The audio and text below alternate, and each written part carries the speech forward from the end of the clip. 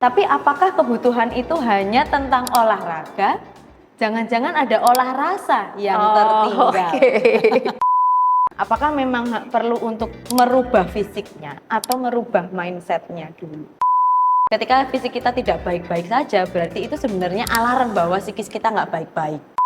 Biasanya kalau di meja konsultasi, olahraga ini memang salah satu hal yang paling baik untuk dilakukan. Karena ya jadi orang dewasa harus berdiri di kakinya sendiri kan?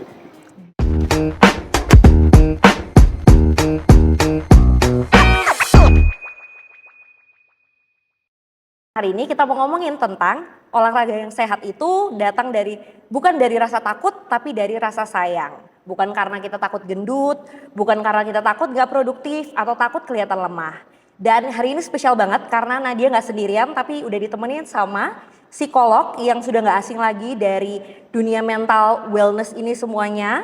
Jadi kita bersama dari kolaborator kita yaitu Dear Astrid, kepada Kak Alfonza and Christy Empesi, psikolog dari Dear Astrid sebagai Junior Associate Psychologist. Boleh diperkenalkan diri ya juga. Oke, halo Kak Nadia dan Olafams. Perkenalkan, saya Alfonza Nugraning Christy. Keseharian saya sebagai psikolog, saya biasa dipanggil Zaza dan saya bekerja atau bisa ditemui di Biro Dear Astrid Story Sharing Space. Oke, mungkin bisa dijelaskan juga Kak udah berapa lama di Dear Astrid, terus habis itu mungkin pengalamannya kenapa kok memilih menjadi psikolog kayak gitu. Oke, kalau di Dear Astrid sendiri sebenarnya sudah kurang lebih 2 tahun begitu ya. Dan kenapa menjadi psikolog sebenarnya bukan keinginan saya kebetulan.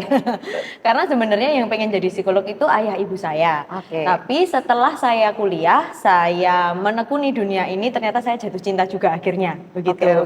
Lalu awalnya saya studi S1 psikologi. Setelah itu ayah ibu saya merasa kayaknya kalau cuma S1 psikologi kurang nih. Karena di waktu itu untuk menjadi psikolog perlu untuk S2. Akhirnya saya studi S2. Lalu terjunlah saya ke dunia ini, ke dunia kesehatan mental. Dan ya sebenarnya kalau dibilang apa sih kesukaannya lebih ke arah dunia kesehatan mental anak. Tapi setelah saya bekerja di Dear Astrid, saya juga banyak berkecimpung di dunia orang dewasa. Baik itu pasangan, pernikahan, keluarga juga gitu. Banyak eksplorasinya berarti ya. Betul. Dari gak cuma anak-anak aja, tapi sebenarnya yang paling butuh kayak gitu orang dewasa Kak sebenarnya. Kalau misalnya kita ngomongin tentang psikolog-psikolog itu dan malah orang dewasa yang mungkin belum aware nih sama hal-hal yang kita sebenarnya juga harusnya concern tentang kesehatan mental itu. Mungkin kadang-kadang kita larinya ke olahraga kayak tadi kita bilang. Padahal kan harusnya olahraga itu bikin kita lebih sayang sama tubuh, bukan malah kita karena kita lari dari stres kita olahraga, bukan kayak gitu kan niatnya harusnya. Nah makanya kita hari ini juga ngobrol-ngobrol nih Olafam bareng Kak Zaza dan semoga kita dapat pencerahan ya semuanya. Jadi jangan sampai kagok lagi, jangan sampai bikin motivasi itu dari diri sendiri, dari orang lain tapi harus dari diri sendiri seperti itu. Oke, kita mulai yang pertama nih Kak Zaza. Kita mau ngomongin yang mungkin orang-orang itu relate harusnya ya Kak ya. Waktu kita misalnya kita udah mulai untuk olahraga, terus kita olahraga terus kita intensin 5-6 kali seminggu kayak gitu. Tapi giliran waktu nggak olahraga, kok kayak ada guilty feeling. Kayak gitu. Nah itu mungkin apa sih Kak yang bisa kita kupas dari sisi psikologisnya? Kenapa kok kita ngerasa nggak tenang atau nggak usah ngomongin olahraga, mungkin kayak waktu kita menjalani hidup kita sehari-hari aja, waktu kita ngerasa kita harusnya produktif terus, tapi jadinya tubuh ini nggak memberikan waktu kita untuk rest, padahal kan harusnya itu sangat diperlukan Kak. Apa yang mungkin yang mendasari itu Kak? Berdasarkan seringnya di meja konsultasi ya Kak Nadia ya, biasanya seperti ini tuh karena sebenarnya dari keluarga awal mulanya. Gitu ya. Dari sisi pengasuhan yang sebenarnya kita terlalu sering melihat hasil daripada proses itu sendiri gitu kan. Padahal kita bekerja, kita lelah itu ya bagian dari proses yang juga perlu untuk kita kita hargai. Ya, kita apresiasi, kita hargai. Tapi Kak Zaza nggak ada yang ngehargain aku. Ya kenapa nggak menghargai diri sendiri gitu ya. Dan kita juga perlu tahu nih kebutuhan kita tuh apa. Biasanya kalau misalnya olahraga nih ya, terus sering gitu ya kayak yang diceritain Kak Nadia tadi. Jadi habis itu jadi malah kalau nggak olahraga malah jadi rasa bersalah. Jadi perlu dipertanyakan olahraga ini maunya apa? butuhnya. Kenapa harus olahraga? Alasannya apa? Adakah kebutuhan untuk olahraga? Pasti. Semua dari kita pasti punya kebutuhan. Tapi apakah kebutuhan itu hanya tentang olahraga? Jangan-jangan ada olah rasa yang tertinggal.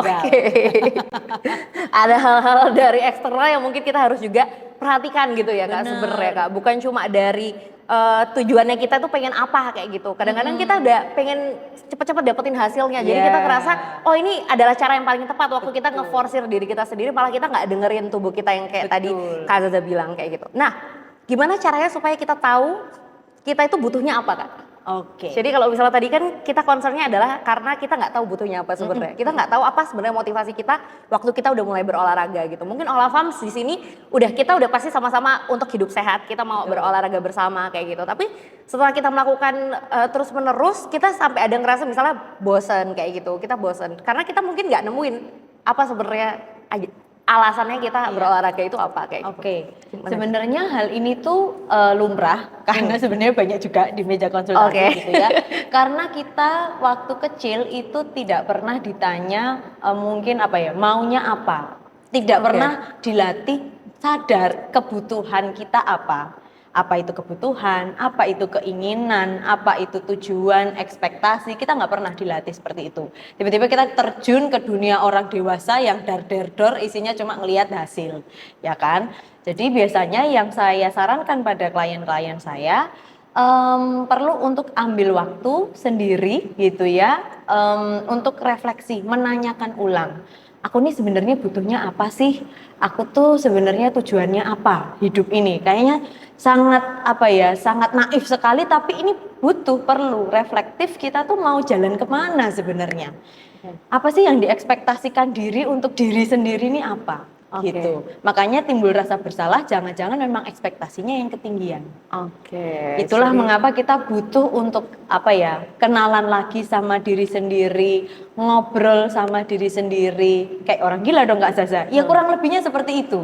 Tapi itu cara kita untuk bisa kenalan sama diri sendiri. Kebutuhannya apa, keinginannya apa, ekspektasinya apa, tujuannya apa. Itu sangat penting untuk pegangan hidup sehari-hari kita mau ngapain gitu. Jadi bisa juga dari masa kecil ya Kak ya? Betul. Jadi itu gimana kita nggak pernah ditanyain sesuatu, sebenarnya kamu pengennya apa sih, kamu butuhnya itu apa juga, jadi kita nggak tahu. Mungkin selama ini kita cuma dikasih tahu kamu harus gini, tapi sebenarnya nggak tahu alasannya itu apa kayak gitu. Mungkin kalau misalnya kita ngomongin ke arah kayak gitu, mungkin pasti dari keluarga itu sangat mempengaruhi. Itu seperti apa Kak contohnya? Mungkin ada case-case yang bisa Kak Zaza juga ceritakan gitu. Ada beberapa klien, banyak sekali klien-klien saya yang itu tadi seperti cerita Kak Nadia gitu ya, sudah ditentukan ini dan itu.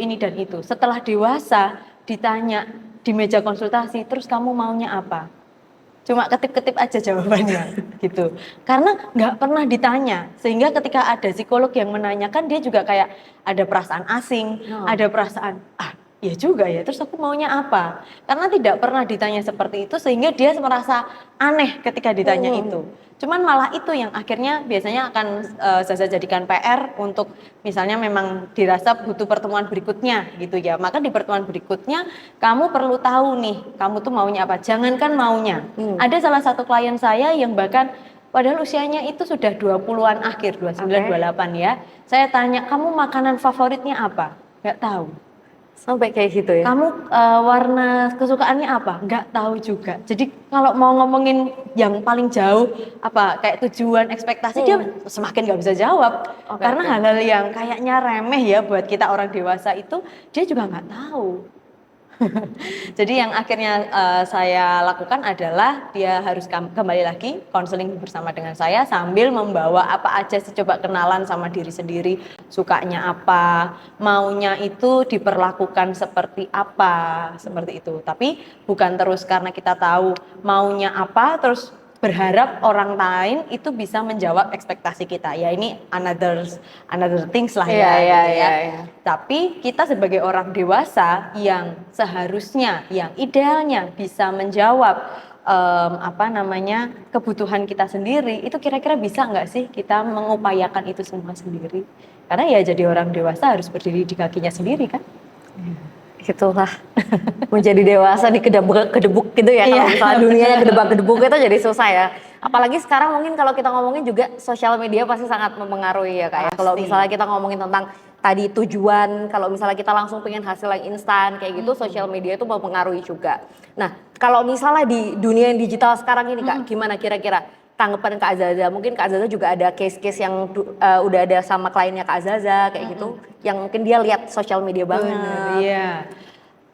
Itu biasanya seringnya klien-klien ibu-ibu sih ya. Oke. Ini postingan mamagram gini Kak Zaza, aku berarti harus seperti ini. Yang pertama Zaza lakukan adalah menyadarkan bahwa itu sosial media. Oke. Ya, bukan real life. Ya kan? Dan sosial media itu kita bisa pilih mana yang mau kita tampilkan, mana yang nggak mau ditampilkan gitu kan ya. Dan itu sebenarnya tidak hanya mama-mama ya, tapi klien dewasa lainnya juga sering seperti itu. Maka yang biasanya Zaza lakukan adalah coba deh sedikit demi sedikit detox. Detox itu bukan terus nggak pakai sama sekali, enggak gitu ya. Karena di dunia digital ini kayaknya nggak mungkin kita nggak pakai ya kan. Cuma kita perlu pilih-pilih konten mana sih yang menurut kita tuh sehat. Sehat dalam artian itu improvement diri kita, bukan terus malah menumbuhkan rasa bersalah. Ya motivasi eksternal boleh, tapi ketika kita berfokus hanya itu, motivasi eksternal terus, lalu apa? Ini sebenarnya melakukan ini tuh untuk apa? Kembali lagi, terus kebutuhannya apa, tujuannya apa. Jadi memang salah satu yang perlu dilakukan detox itu pilih-pilih konten. Mana yang perlu di follow, unfollow, dan itu tidak apa-apa. Karena yang bisa kita kontrol ya sosial media kita sendiri, perilaku kita sendiri, pikiran kita sendiri, dan emosi kita. Iya. Wah lumayan sih ini ya, kalau misalnya kayak gitu ya lumayan deep ya ini berarti ya kalau kayak gitu ya. Oke. Terus kita ngomongin tentang yang tadi Kak, kalau misalnya kayak kita ngomong kalau misalnya olahraga itu kan harusnya jadi tempat yang memang menyenangkan, terus habis itu menyembuhkan lah dalam artian kita mungkin ya tadi stress release atau enggak kita ketemu teman-teman yang mungkin sefrekuensi sama kita yang nggak langsung cepat-cepat kita mau tujuannya seperti apa, tapi kita juga hargai prosesnya seperti apa gitu. Tapi kadang karena tadi kita ngomongin sosial media juga, itu kan niat kita itu jadi kemix gitu ya. Niatnya itu awalnya kita mau ya udah olahraga untuk diri sendiri aja nih, kita mau olahraga untuk kebaikan kita sendiri, tapi kok karena tekanan sosial, tekanan entah itu sosial asli atau sosial media ya Kak ya, itu dua-duanya itu kok ada aja campuran dari niat kita asli dan juga niat sosial media tadi itu. Nah gimana caranya kita membedakan, aku tuh olahraga beneran karena aku tuh suka tubuhku, niatnya tuh aku sayang tubuhku, aku pengen dia tuh jauh lebih baik karena kita selalu bersama tubuh kita setiap saat kayak gitu, atau aku olahraga karena aku tuh takut kehilangan progresnya aja, atau aku takut kalau kelihatan aku nggak niat kayak gitu. Oke. Ya itu tadi sih, perlu kembali lagi kita tujuan mau berolahraga itu apa? Apakah itu jawabannya aku pengen kayak si X, aku pengen kayak si Y. Oke, berarti itu motivasi eksternal. Yang itu adalah hasil dari tekanan-tekanan sosial media ataupun sosial yang asli gitu ya, in real life gitu. Itu berarti kita perlu untuk mengkoreksi Kak Nadia. Jadi ini gimana nih sebenarnya ego siapa yang mau kita jawab? Gitu kan, kita mau menjawab yang mana nih? Kalau misalnya yang biasanya saya sarankan olahraga ini adalah alternatif dari orang-orang yang malas gerak biasanya. Karena klien-klien itu banyak sekali yang overthinking ya. Ini pembahasan lain, tetapi ini ada kaitannya gitu. Ketika tubuh kita ini diam saja, maka yang kemana-mana tuh pikiran kita. Ya kan? Karena nggak digerakin. Karena nggak digerakin. Akhirnya saya sebagai psikolog itu akan menyarankan olahraga-olahraga yang mungkin nggak harus langsung yang angkat beban atau apa gitu ya. Olahraga paling simpel adalah jalan kaki. Karena dengan jalan kaki itu ternyata juga bisa meredakan stres. Gitu. Karena kita bergerak, maka kita juga ngelihat stimulus lain dan kita bisa dalam tanda petik teralihkan dari pikiran-pikiran kita teralihkan dengan stimulasi dari luar yang lebih netral, yang lebih melegakan. Jadi memang kalau kembali ke tujuan ya perlu ditanya ulang gitu loh. Olahraga ini sebenarnya untuk apa?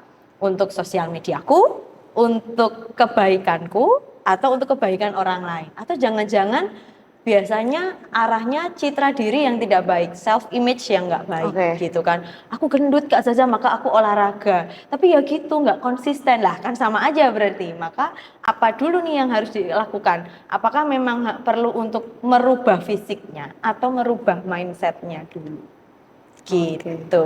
Oke. Tadi kita ngomongin tentang self image itu berarti ya Kak. Itu berarti kayak gimana Kak? Waktu kita mengenali diri kita itu apakah kita udah langsung tahu apa self image kita atau seperti apa Kak? Kalau misalnya dalam psikologi itu juga. Oke, dengan kita tahu kita maunya apa, tujuan kita, salah satunya kita tahu citra diri atau self image yang tidak nampak ya. Kita tujuannya apa, mau ngapain. Tapi setelah itu kalau misalnya mau diarahkan terkait bentuk tubuh apa dan lain-lain, itu kembali lagi perlu untuk ditanyakan lagi. Ini kita ke arah sini itu maunya apa? Kenapa kita perlu punya body image yang seperti ini? Itu kenapa? Memuaskan siapa? Menjawab egonya siapa? Gitu kan.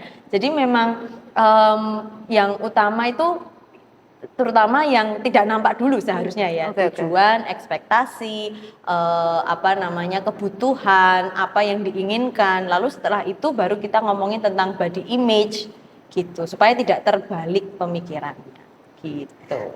Kalau misalnya Kak, gini, misalnya kita nggak tahu nih kan, kalau tadi kita ngomongin tentang kayak kita udah tahu nih misalnya niatnya kita olahraga itu untuk apa, terus habis itu kita udah mengenali diri sendiri kayak gitu. Nah, kalau misalnya kita nggak tahu hal-hal seperti itu Kak, resikonya itu apa sih Kak biasanya Kak? Resikonya jadi apa ya, kerasanya kayak di situ-situ aja, kita kayak nggak jalan kemana-mana, karena ya kita nggak tahu sebenarnya beraktivitas, hidup itu untuk apa. Jadi kalau ngomongin self improvement ya nggak kemana-mana akhirnya gitu, atau ya kita nggak punya penilaian diri yang sehat, kita ini sudah sampai mana, sampai ke arah mana gitu. Mau dibawa Zaza seperti apa sih, mau dibawa Nadia seperti orang yang seperti apa sih, supaya kita jadi tahu, oh ternyata Nadia itu kayak gini ya, oh Zaza itu ternyata orangnya seperti ini. Sebelum kita kenalan sama orang lain, kita perlu kenal sama diri sendiri. Gitu sih Kak Nadia. Harus kenal sama diri sendiri dulu, baru kenal sama orang lain ya Kak ya. Karena kita harus tahu kalau cup kita ini udah penuh dulu, baru kita bisa kasih orang lain lagi juga ya kalau misalnya kayak gitu. Oke. Kalau misalnya Kak, kita ngomongin tentang olahraga yang juga berkaitan, mungkin tadi kita ngomongin self esteem ya gimana. Jadi kayak harga diri yang kita bisa lihat juga, atau enggak kayak ya kepercayaan diri kita lah terhadap waktu kita olahraga itu. Kan banyak orang-orang juga yang mungkin merasa lebih pede setelah olahraga, merasa tubuhnya berubah, ada hal-hal yang appreciating juga waktu kita appreciate tubuh kita kayak gitu. Nah, apa bedanya yang sehat, self esteem yang sehat itu dan juga apakah itu bergantung sama performa atau penampilannya mereka?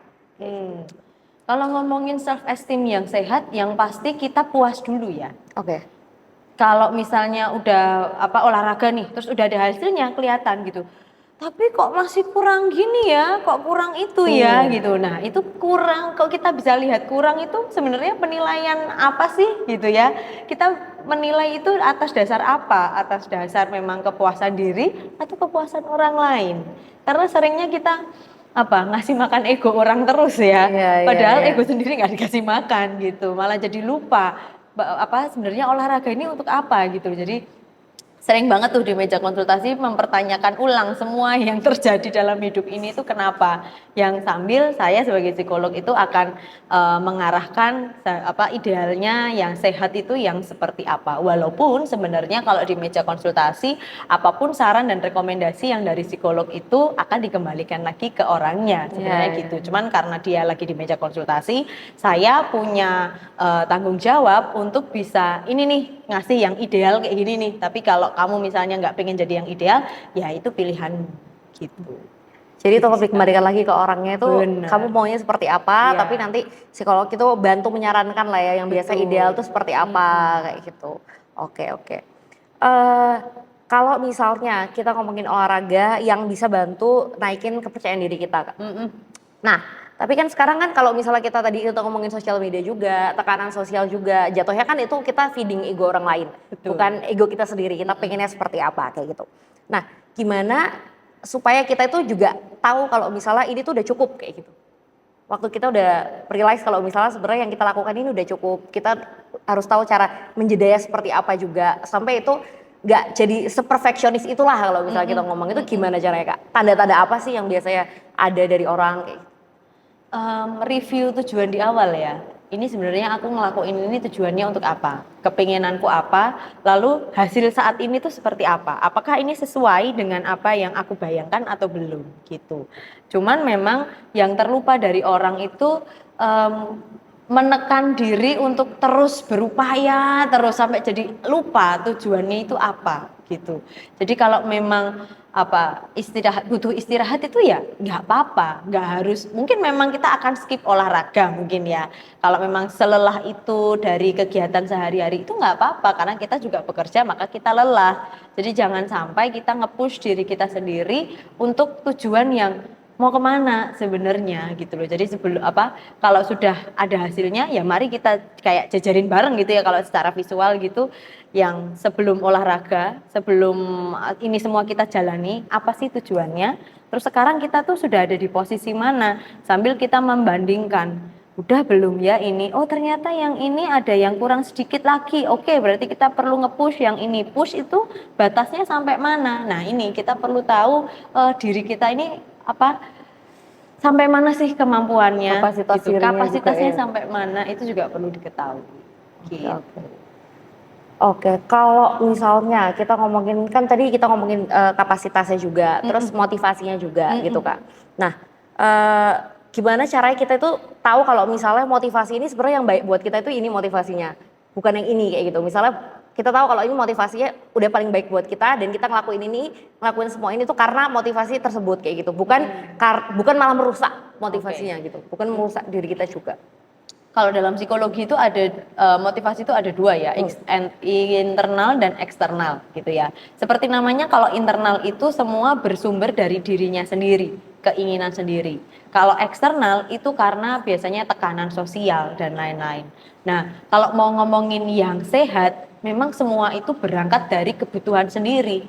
Berangkat dari motivasi internal, karena aku suka, karena aku butuh, karena aku mungkin bukan ingin ya, karena sesuai dengan tujuanku itu tadi. Jadi itu semua tuh motivasi internal gitu. Kalau motivasi eksternal berarti ya aku olahraga karena aku disuruh sama istriku misalnya. Aku mau olahraga karena lihat postingannya ini itu. Nah, itu berarti motivasinya eksternal tuh. Dan kalau memang kebanyakan motivasi eksternal malah jadi ya itu tadi, akhirnya pertanyaannya balik ke ini sebenarnya tujuannya buat apa sih? Ngapain melakukan ini semua? Gitu. Jadi nggak bisa nemuin sebenarnya sukanya apa kayak gitu ya Kak, pengennya tuh apa kayak gitu. Jadi emang paling baik kalau misalnya motivasi itu datang dari diri sendiri ya. Waktu kita udah ngerasa kita misalnya mau berubah gitu ya, misalnya kita mau merubah hidup kita lebih baik kayak gitu. Jadi kita olahraga, kita melakukan hal yang lebih positif itu dari, iya sih, katanya kita nggak bisa merubah orang juga ya. Nggak bisa. Yang bisa kita kontrol adalah 4 hal ini. Perilaku, pikiran, ekspektasi, dan perasaan yang sumbernya dari dalam diri. 4 hal ini yang sumbernya dari orang lain, pasangan, keluarga, orang tua, rekan kerja, semuanya itu nggak bisa kita kontrol. Jadi kita mau bawa diri kita seperti apa, itu tergantung 4 hal ini tadi. Bagaimana kamu bersikap, bagaimana kamu berpikir, bagaimana kamu merasa, dan bagaimana kamu berekspektasi dari peristiwa itu. Jadi harus fokus sama 4 hal yang tadi kita bisa kontrol sendiri, yang dari sumbernya itu dari diri kita sendiri. Betul. Bukan dari orang lain. Karena jangan ekspektasi tinggi ke orang lain juga ya, berarti kalau kayak gitu ya Kak ya. Oke. Kalau misalnya kita olahraga nih Kak, terus habis itu kita tuh olahraganya karena motivasi awalnya kita takut. Kita takut misalnya orang lain tuh nganggap kita seperti ini, kita takut dianggap gemuk, kita dianggap nggak cantik, kita dianggap sama keluarga besar biasanya itu jadi nurunin kepercayaan diri kita juga kayak gitu. Kalau motivasinya kayak gitu itu apakah itu jadi toxic sendiri ke diri kita? Apakah itu termasuk hal-hal yang abusive itu? Padahal cuma perasaan aja sebenarnya kayak gitu. Bukan yang emang orang lain itu tidak menganggap seperti itu, tapi kan itu datang dari diri kita sendiri. Jadi pendapat kita terhadap diri kita sendiri kayak gitu. Oke. Dari tadi yang disebutkan tuh orang lain terus ya penilaiannya. Berarti ini memang motivasinya eksternal nih. Takut dianggap, takut dinilai, takut dilabelin ABC gitu kan. Dan itu memang ya kembali lagi perlu untuk lah kalau aku sendiri melabeli itu apa gitu. Jadi memang perlu untuk kembali lagi ke diri sendiri. Kenapa kita mau melakukan itu? Gitu ya. Kalau misalnya ada perasaan tidak nyaman, nah ini juga sering nih di meja konsultasi. Kalau ada perasaan nggak nyaman, kita sering untuk nggak mau sama perasaan itu. Iya, nggak usah dipikirin gitu. Nggak usah dipikirin gitu kan. Biarin aja berlalu kayak gitu kan sebenarnya. Bener. Tapi biarin dengan berlalu itu sebenarnya kita nggak benar-benar membiarkan kalau seperti itu, gitu ya. Karena kita sebenarnya denial dengan emosi atau perasaan yang kita rasakan. Kalau dari saya, biasanya yang saya sarankan adalah menemani rasa tidak nyaman itu, memproses rasa tidak nyaman. Dari kalimatnya aja udah aneh ya, ngapain rasa tidak nyaman kok diproses gitu ya. Tapi ternyata dengan kita menemani, memvalidasi, memproses apa yang kita rasakan, itu malah semakin cepat dia lepas dari kita. Jadi ketika ada penilaian yang buruk, malah kalau dari Zaza sendiri biasanya akan mempertanyakan, kenapa kok ini jadi vibes-nya negatif di aku mempersepsikan ini tuh apa? Karena saya biasa ngobrol sama klien-klien saya, semua yang dari luar itu sebenarnya stimulus netral. Menjadi tidak netral karena pemaknaan kita, pengertian kita itu tentang hal itu, entah itu peristiwa, entah itu omongan atau apapun, itu tuh sebenarnya apa sih? Kenapa kok jadi emosinya jadi negatif? Jadi perlu untuk menanyakan diri sendiri, sebenarnya ada apa di balik ini semua? Kalau aku dibilang gemuk, itu kenapa? Kok aku jadi self esteemnya rendah? Kok jadi kayak gitu tuh ada apa emangnya? Kalau dibilang gemuk kan ya sudah, memang ternyata gemuk misalnya dari berat badannya memang gemuk gitu ya, memang dari nggak ideal gitu ya. Sudah, kalau memang seperti itu terus mau apa? Setelah itu mau apa? Kan gitu. Sebenarnya tentang diri kita sendiri aja, memaknai diri kita sendiri juga. Kayak gitu. Thoughts kita tuh dari diri kita sendiri ya kayak kalau kayak gitu. Nah, kalau misalnya tadi kan kita ngomongin tentang kayak juga pertanyaan ke diri sendiri, kita juga gimana sebenarnya pengennya apa, seperti itu ya Kak Zaza. Terus gimana caranya, kan pasti susah untuk menggeser motivasi kita dari awal, atau enggak kita menggeser thoughts kita gitu ya, menggeser dari kita yang misalnya negatif mindsetnya ke yang positif kayak gitu. Gimana caranya supaya kita tuh bisa lebih memaknai hidup ini tuh lebih positif, lebih mindful juga, itu seperti apa sih Kak? Memang ini tuh prosesnya sangat berdinamika Kak Nadia. Jadi saya sebagai psikolog pun juga kalau mau berproses bersama dengan klien saya sudah saya bilang ini nggak mungkin akan kita naik terus gitu ya. Mungkin ada saat kita naik terus ada kita turun seturun-turunnya gitu, dan itu tidak apa-apa.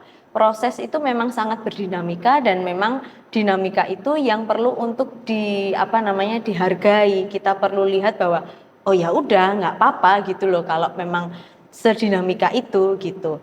Nah, apa sih motif sampai kita ngerasa bahwa kita ini harus mikir berpisah gitu ya, atau merubah mindset kita itu ya perlu untuk merecall atau mereview ulang dari tujuan kita gitu.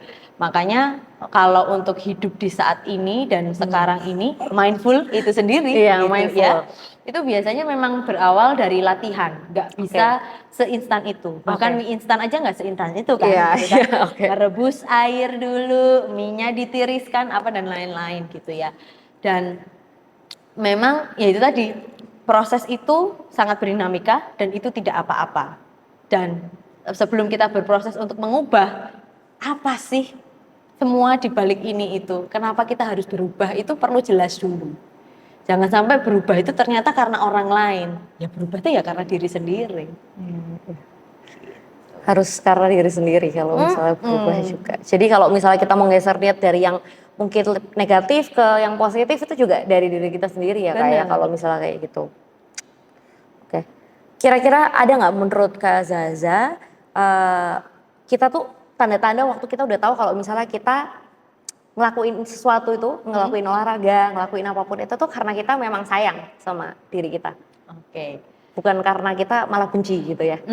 Karena pengen merubah menjadi yang indah gitu kan ya. Kita malah udah kayak gitu tuh apa tanda-tandanya Kak? Biasanya kalau terkait olahraga, fisik kita itu sudah mulai ngasih alarm ya. Kalau dari saya sendiri mungkin udah kayak mulai sakit-sakit badannya. Karena sebenarnya fisik dan psikologis itu kan saling berkaitan gitu ya. Ketika fisik kita tidak baik-baik saja, berarti itu sebenarnya alarm bahwa psikis kita nggak baik-baik gitu. Bener, karena biasanya begitu. Sekarang gini deh, ambil contoh orang cemas gitu ya. Orang cemas itu biasanya kalau ke meja konsultasi, sebelumnya dia sudah ke dokter, GERD apa dan lain sebagainya gitu ya. Lalu udah menjalani tuh, baru-baru ini saya punya klien seperti ini. Dia sudah 3 bulan menjalani pengobatan, lalu setelah pengobatan itu dia relapse lagi nih GERD-nya. Nah, padahal kalau ngomongin makan diatur, apa yang nggak boleh nggak dimakan, itu sudah dilakukan semua gitu ya. Tapi ternyata nggak ngefek juga, malah akhirnya relapse kayak nggak diobatin gitu, tubuh ini kayak lupa kalau udah diobatin. Setelah itu dia ke saya dan coba saya cari apa sih sumber kecemasannya gitu, karena biasanya orang cemas itu ada kaitannya dengan pencernaan, pasti sakit perut lah apa dan lain sebagainya. Makanya kita yang paling aware adalah kesehatan fisik kita ini gimana. Rasanya kalau jalan jauh ngos-ngosan atau jalan jauh sakit semua. Nah itu kenapa nih? Jangan-jangan memang kita yang jarang gerak, jangan-jangan kita yang membatasi ruang gerak fisik gitu kan. Bener. Makanya biasanya kalau di meja konsultasi olahraga ini memang salah satu hal yang paling baik untuk dilakukan. Karena memang awal mulanya jarang gerak, ya perlu banyak gerak gitu kan. Supaya memang ya itu tadi, kita terstimulasi banyak hal di luar diri kita ini yang bisa improve kita sendiri. Gitu. Ya karena tadi Kak Azaza juga udah bilang kalau misalnya banyak kliennya Kak Zaza juga disarankan untuk olahraga karena itu bisa bikin stimulasi dari luar, itu pasti bisa bikin mental kita tuh lebih baik lagi. Karena kan kita lihat hal lain selain pikiran kita sendiri gitu ya. Karena kan kalau misalnya kita jalan-jalan di pikiran kita sendiri juga jatuhnya kita nggak lihat apa-apa lagi gitu kan selain pikiran kita itu. Padahal kan perlu banget untuk kita tuh mungkin gerakin tubuh kita kayak gitu. Terus kita ngomongin tentang istirahat ya. Istirahat ya. Kan kalau embracing istirahat itu kadang susah ya kayak kalau misalnya kita udah mungkin karena social media tadi, hustle culture lah kalau misalnya sekarang mungkin kayak Gen Z dan milenial gitu udah ngerasa pokoknya kita harus go terus lah pokoknya. Kita nggak boleh nge-hold, kita nggak boleh rest kayak gitu. Nah, gimana caranya kita tuh berdamai dengan hal itu? Waktu kita bilang itu tuh sebagai kita respecting tubuh kita, kita respecting mental kita respecting fisik kita, bukan ngelihat itu malah jadi kita nggak berprogres nih kayak gitu. Dari tadi saya ngomongnya contoh dari klien, sekarang contoh dari saya sendiri gitu ya. Karena sebenarnya dalam waktu dekat ini banyak sekali load pekerjaan memang gitu ya, yang membuat saya jadi berpikir wah ini nggak boleh nih istirahat sedikit aja, kayaknya rasa bersalah banget gitu ya. Nah tapi ketika rasa bersalah itu datang, tapi saya juga capek, nah itu yang perlu saya pribadi sih melihat aku hari ini sudah ngapain aja. Mereview ulang hari ini tuh kegiatannya udah ngapain aja. Oh ternyata aku sudah melakukan A, B, C, D. Oh ternyata ada banyak hal yang sudah aku lakukan. Jadi kalau aku istirahat minimal 1 jam itu juga gak apa-apa loh. Karena kalaupun kita mau gak istirahat, mau kerja terus, apakah performa kita akan seperti yang kita harapkan? Gitu. Makanya kalau sebenarnya nggak cuma Ola Fams ataupun Kak Nadia yang ngerasain ya, bahkan saya sebagai seorang psikolog juga merasakan hal yang sama. Tapi saya sendiri mengontrol diri saya dengan melihat ulang. Hari ini tuh apa aja sih yang udah aku lakukan? Kadang-kadang memang kalau ketemu klien itu juga klien cuma 2 gitu aja udah ngos-ngosan gitu kan. Terus habis itu kok rasanya capek banget gitu ya, padahal kayaknya kalau sama klien tuh ya kurang lebih kayak podcast ini duduk dengerin dia cerita, saya ngobrol, dia ngobrol gitu, dia ngomong saya ngomong gitu kan. Terus apa ya yang jadi yang bikin capek itu? Oh, ternyata apakah memang ceritanya setraumatis itu sehingga saya juga energi emosinya juga kebawa. Nah, ya sudah, berarti kalau memang butuh istirahat ya tinggal istirahat saja. Itu tadi sih, review ulang apa aja sih yang sudah kita lakukan. Oke. Itu mungkin jadi salah satu teknik yang bisa digunakan juga sama teman-teman Olafams di rumah yang nonton. Kalau misalnya kita harus review ulang nih, kita udah ngelakuin apa aja kayak gitu. Tapi pasti ada juga ya Kak, kalau kadang-kadang kita mau waktu udah nge-review ulang, oh ternyata kita nggak ngapa-ngapain gitu. Kita banyak nunda-nunda gitu kan juga ada ya Kak, kalau kayak gitu ya. Kalau seperti itu memang akhirnya berarti selama ini tidak kurang efektif nih. Iya. Apa yang aku kerjakan ternyata enggak. Oh, ternyata ya belum begitu gitu-gitu aja. Ya udah, berarti ini apa nih yang harus diperbaiki? Cara kerjanya kek atau pola pikirnya atau apa gitu. Harus disiplin lagi gitu ya. Maksudnya tetap back and track kayak gitu ke situ juga. Kalau misalnya Kak, mungkin Kak Zaza sebagai psikolog itu bisa saranin juga ke Olafams yang mungkin baru banget mau mulai gerak gitu kan. Mungkin dia juga dari punya trauma sendiri, punya latar belakang sendiri juga gimana dia menjalani hidup selama ini kayak gitu. Jadi mungkin dia ada ketakutan juga untuk mulai olahraga Kak kayak gitu. Nah kira-kira ada nggak pesan-pesan kalau misalnya dia merasakan insecure kayak gitu terhadap dirinya, mungkin Kak Zaza bisa saranin juga.